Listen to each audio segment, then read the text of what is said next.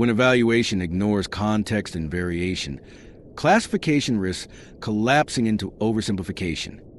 This limitation leads to the third category, one that concerns judgment rather than structure.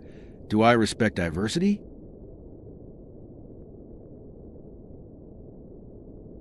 While concluding about Gen 2 in my unspoken premise, I have mentioned this. There are a lot of forms of character out there, yet they share the same commonality of being humanized. All of this is wrapped in Gen 2. Also, an individual will be listed as Gen 2 if their resources, although being high quality, didn't have enough influence to evolve.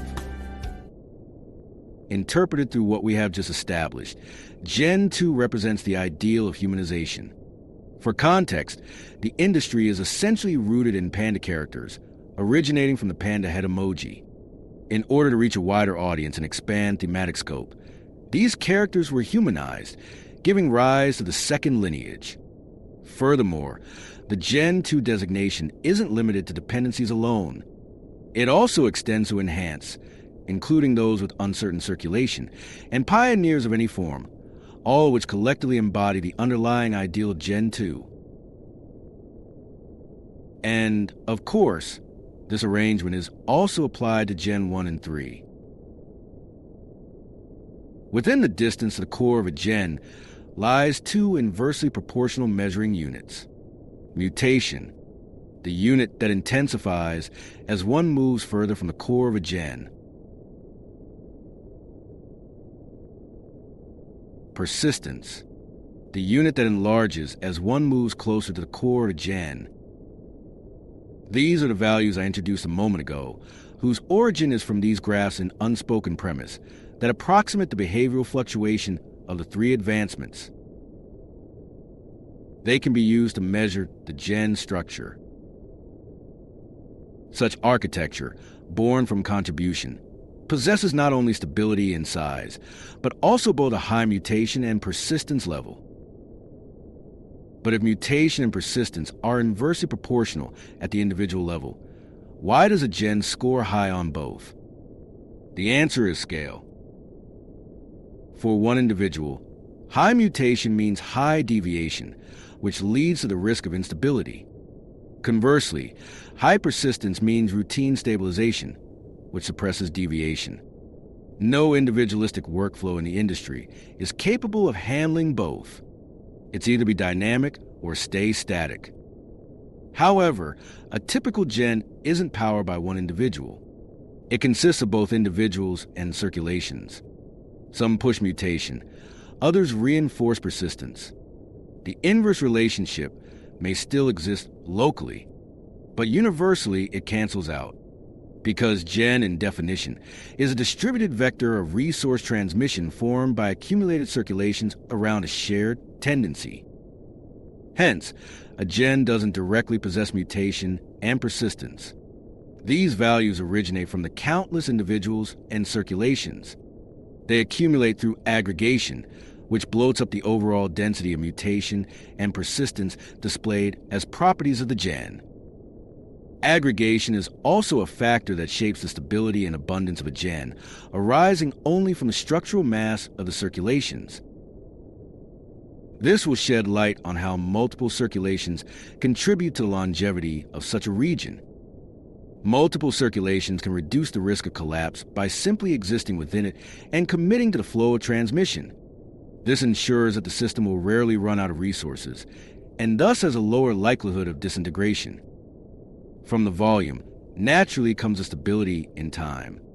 Because the flow doesn't rely on a single participant, it remains resilient even as circulations enter and leave. When it's recognized that all properties come from individuals and circulations, where exactly are they based?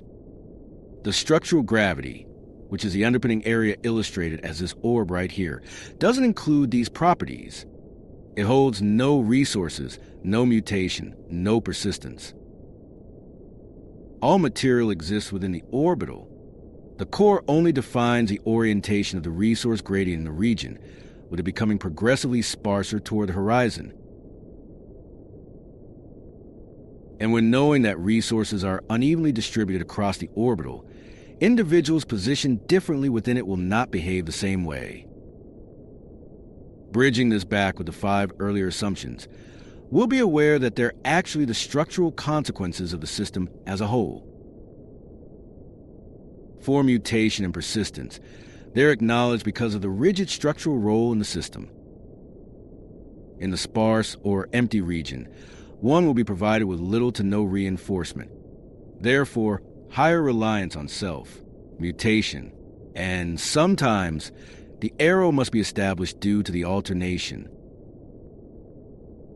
Contrariwise, in the denser region, one will receive more reinforcement, thus higher persistence and stationarity.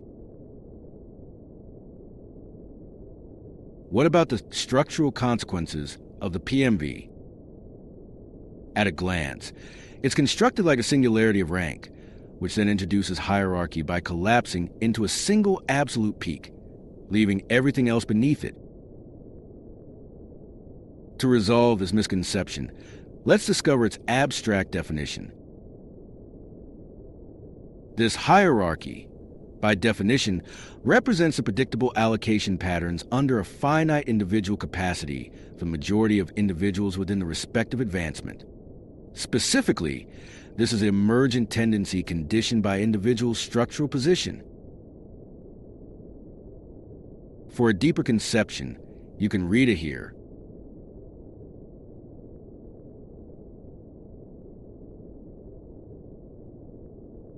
Remember, this tendency is merely applicable to a fixed extent of the advancements.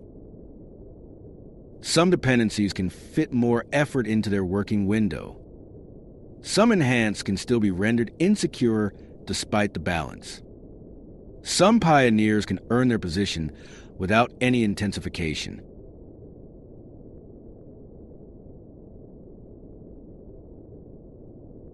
The gen doesn't assign value to individuals. Instead, it distributes conditions. Mutation, persistence, and PMV don't define worth, only behavior and outcome under constraint. Diversity, in this structure, is not the absence of classification. It's the coexistence of different structural conditions and the behaviors they produce. No position within the gen guarantees superiority. Each reflects a different balance between support, risk, and capacity allocation.